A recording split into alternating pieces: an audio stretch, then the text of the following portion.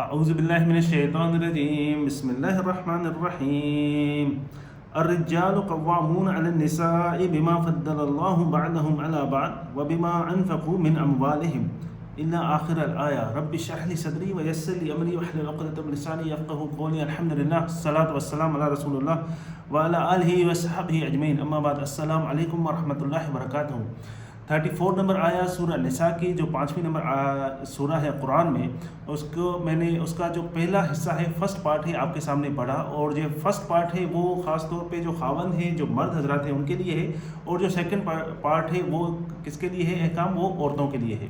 تو جب first part اگر مرد جو ہے وہ سنیں گے تو اس میں ہے الرجال قوامون علی النساء، جو مرد ہیں وہ قوام ہیں عورتوں کے اوپر۔ اب قوام کا جو معنی، جو ترجمہ آپ کو ملے گا قرآن میں، ترجمہ اگر اردو ترجمہ انگلش ترجمہ، تو اس میں آپ کو ترجمے میں ٹرانسلیشن میں یہ ملے گا، قوام کا مطلب ملے گا حاکم ہے، مرد عورتوں کے اوپر حاکم ہے، اور یا اتھارٹی رکھتے ہیں یا پھر وہ انچارج ہیں۔ لیکن عربی زبان میں قوام کا ہرگز یہ مطلب نہیں ہے، کیونکہ اللہ سبحانہ و تعالیٰ نے یہ قرآن عربی میں نازل کیا۔ کیوں؟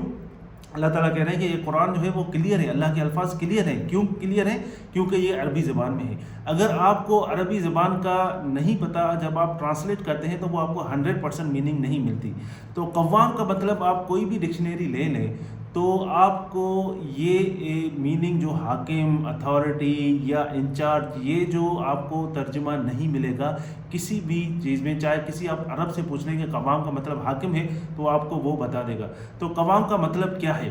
تو قوام قامہ سے نکلا ہوا ہے، جسے کوئی کھڑا ہو جائے، جیسے کہتے ہیں قد قامت الصلاۃ، قد قامت الصلاۃ، تو مطلب کھڑے ہو جانا، ایکٹیو ہو جانا۔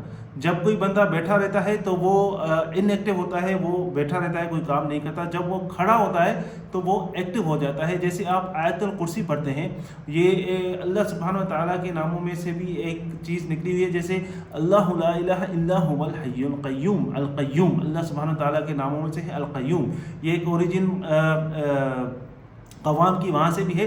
تو قیوم کا مطلب، القیوم کا مطلب کیا ہے؟ القیوم کا مطلب یہ ہے کہ اللہ سبحانہ تعالیٰ نے آپ سب کو، ہم سب کو جو ہے وہ پیدا کیا، وہ اس دنیا میں بھیجا، اور اس کا جو ہے وہ ایکٹیولی، مطلب ہر وقت اللہ سبحانہ تعالیٰ ایکٹیولی انوالو رہتے ہیں۔ تو یہ جو چیز ہے القیوم، قام، اس کا مطلب یہ ہے۔ تو یہ آیات جو ہے، یہ آیات مس یوز کی جاتی ہے کافی طور پر ہمارے معاشرے میں عورتوں کو دبانے کے لیے، عورتوں کو جو ہے وہ نیچا دکھانے کے لیے، اور عورتوں کو یہ کہنے کے لیے کہ تم جو ہے وہ، اللہ سبحانہ تعالیٰ بھی کہہ رہے ہیں کہ ہم جو ہے وہ حاکم ہیں، ہم کچھ بھی کریں۔ تو ہرگز اس کا یہ مطلب نہیں ہے۔ اس کا مطلب کیا ہے؟ اس کا قامہ کا مطلب ہے کہ ایکٹیولی آپ جو ہے وہ اپنی عورتوں کا خیال رکھیں۔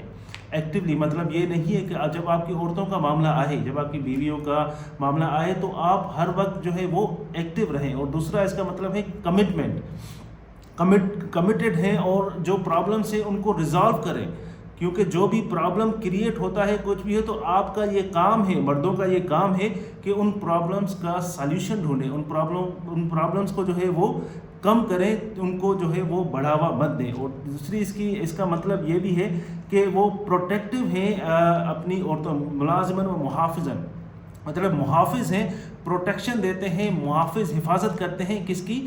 اپنی عورتوں کی۔ جیسے ایک چوکیدار ہے، مثال کے طور پہ چوکیدار ہے، جب چوکیدار چوکیداری کرتا ہے تو اس کے جو جس چیز کی چوکیداری کرتا ہے، جس چیز کی حفاظت کرتا ہے، اصل میں فائدہ اس کو ہے، کیونکہ چوکیدار تو اپنی جاب کرتا ہے، لیکن جو چیز حفاظت جس چیز کی کرتا ہے وہ اس کا فائدہ لیتے ہیں، اس کی حفاظت کرتے ہیں۔ تو اس کا ایک مطلب یہ ہے کہ آپ جو ہے وہ محافظ ہیں، آپ اس چیز میں کمیٹڈ ہیں، آپ جو چیزوں کو ریزالو کرتے ہیں، آپ ہر وقت عورتوں کے سائڈ میں جو ہے وہ آپ ہر وقت کھڑے ہوئے ہیں، اور جب بھی کوئی پرابلم آتا ہے آپ اس چیز کو ریزالو کرتے ہیں۔ اس کا مطلب یہ، قوام کا مطلب یہ ہے، قامہ سے نکلا ہوا ہے۔ تو اللہ سبحانہ تعالیٰ فرما رہے ہیں الرجال قوامون علی النساء، تو جو مرد ہیں وہ قوام ہیں علی النساء۔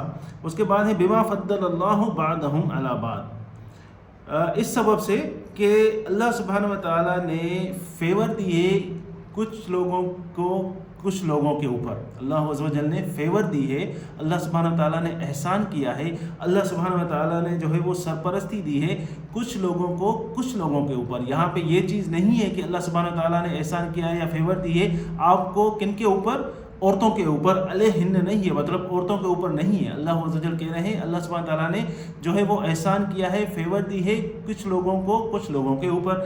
تو یہاں پہ جو مرد ہیں اصل میں وہ اس چیز کی فیور ان کے اوپر نہیں ہے، فیور کن کے اوپر ہے؟ عورتوں کے اوپر۔ جیسے میں نے آپ کو مثال بتایا کہ جو چوکیدار ہوتا ہے، جو محافظ ہوتا ہے، وہ ہر وقت چوکیداری کرتا ہے، وہ ڈیوٹی کرتا ہے، وہ اسٹریس میں ہے۔ جو ریلیکس ہوتے ہیں وہ کون ہوتے ہیں؟ جن کی وہ چوکیداری کرتا ہے، جن کو وہ پروٹیکشن دیتا ہے، وہ ریلیکس ہوتے ہیں۔ تو یہاں پہ اس کا مطلب یہ ہے کہ اللہ سبحانہ وتعالیٰ نے مردوں کو یہ چیز بتائی ہے، یہ چیز کہی ہے کہ عورتیں جو ہے وہ آپ کی رسپانسبلٹیز ہیں، آپ کی بیویاں، عورتیں۔ یہاں پہ الرجال قوامون علی النساء، مطلب یہاں پہ صرف بیویاں نہیں ہیں، کیونکہ مرد کے رشتے میں اور عورتیں بھی ہیں، اس کی بہنیں ہیں، اس کی ماں ہے، اس کی بیٹیاں ہیں، جو بھی اس کے ریلیشن میں عورتیں آ رہی ہیں، وہ ان کے لیے مرد کو جو ہے وہ رسپانسبل کیا گیا ہے، اس کو جو ہے وہ رسپانسبلٹی دی گئی ہے اللہ سبحانہ وتعالیٰ کی طرف سے کہ ان کی حفاظت میں ان کی حفاظت کرے۔ اور وہ حفاظت یہ نہیں ہے کہ ایک دفعہ کر لیا، وہ ہر وقت چیزیں جو ہے وہ ایکٹیو رہے ان چیزوں میں۔ تو اس کے بعد اللہ عز و جل فرما رہے ہیں وَبِمَا أَنفَقُوا مِنْ أَمْوَالِهِمْ، اور یہ چیز اس سبب سے بھی ہے کہ وہ اپنا مال خرچ کرتے ہیں۔ تو اللہ سبحانہ وتعالیٰ کہہ رہے ہیں کہ جو مرد ہیں، کیونکہ آج کل آپ کو یہ چیزیں کافی ملتی ہوں گی کہ مرد حضرات عورتوں کو کہتے ہیں کہ کیونکہ آج کل عورتیں بھی کافی جو ہے وہ جاب کر رہی ہیں، وہ بھی کما رہی ہیں، تو مرد حضرات عورتوں کے پیسے میں، یا عورت جو بیوی ہے وہ اپنے پیرنٹس سے لے کے آتی ہے پیسہ، یا ان کے پیرنٹس جو ہے وہ رچ ہیں، ان کے پاس بہت پیسہ ہے، تو مرد ان کو کہتا ہے کہ یہ پیسے لے کے آؤ، یہ پیسے اپنے خرچ کرو، تم اس میں سے اپنا خرچ کرو، میں نہیں کروں گا، اپنے پیسے جو ہے کیونکہ یہاں پہ جو عورت کا پیسہ ہے، جو عورت کو اس کی پیرنٹس کی طرف سے ملتا ہے، جو اس کو بھائیوں کی طرف سے ملتا ہے، جو اس کو اس کے جو ہے وہ جاب کر رہی ہے، اس کی سیلری ان کو مل رہی، وہ جو پیسہ ہے وہ عورت کا ہے، اس میں جو خاوند کا کوئی بھی حصہ نہیں ہے، وہ عورت کی مرضی ہے چاہے اس پیسے کو کس طرح بھی خرچ کرے، اس پہ خاوند کی کوئی اتھارٹی نہیں ہے۔ اللہ تعالیٰ نے یہ بات جو ہے قرآن میں اس بات کا ذکر ہی نہیں کیا کہ عورت جو ہے وہ کمائے گی تو وہ اس طرح خرچ کرے گی۔ اللہ سبحانہ تعالیٰ نے یہ جو ریسپانسبلٹی ہے، یہ جو ذمہ داری ہے، یہ کس کو دی ہے؟ یہ مرد کو دی ہے۔ مرد کو، جیسے سودان میں ایک کہاوت ہے مرد کے لیے کہ عورت چاہے کتنی بھی امیر ہو، چاہے کتنا بھی کمائے، چاہے اس کے پاس کتنا بھی پیسہ ہو، لیکن اگر مرد گھر میں بیٹھا ہوا ہے، وہ کام نہیں کہہ رہا، تو عورت اس کو کہتی ہے کہ تم باہر جا کے ٹماٹر جو ہے وہ سیل کرو، لیکن گھر میں پیسے لے کے آؤ۔ تو مرد کا کام ہے خرچ کرنا، اور وہ جو ہے عورتوں کے اوپر خرچ کرتے ہیں۔ یہ نہیں ہے کہ وہ کہے کہ تمہارے پیرنٹس امیر ہیں، ان سے پیسے لے کے آؤ، تم جاب کر رہی ہو، تم مجھے پیسے دو، نہیں، وہ سارے پیسے عورت کے ہیں، بیوی کے ہیں۔ اور مرد کو اللہ تعالیٰ نے کہا ہے کہ کیونکہ اس سبب سے مرد جو ہے وہ قوام ہیں، کیونکہ وہ پیسہ خرچ کرتے ہیں، اپنا مال خرچ کرتے ہیں عورتوں کے اوپر۔ تو یہ مرد کی جاب ہے، یہ اللہ سبحانہ وتعالیٰ کی طرف سے ایک خبر ہے، یہ چیز نہیں ہے کہ اگر مرد یہ کرے گا ان کے اوپر یہ آپشنل چیزیں نہیں، مرد کو یہ چیز ضرور کرنی ہے۔ تو اللہ سبحانہ تعالیٰ نے یہ فرسٹ ہاف جو ہے وہ مردوں کے لیے کہا ہے، اس کے بعد جو سیکنڈ ہاف اس آیا کا ہے وہ عورتوں کے لیے ہے۔ تو اب اس کو جو ہے وہ مرد حضرات کہہ سکتے ہیں اس میں تو میرے لیے کیا فائدہ ہے، میرے لیے تو نقصان ہی نقصان ہے، سارے احکام تو میرے لیے، عورت کے بارے میں کیا ہے۔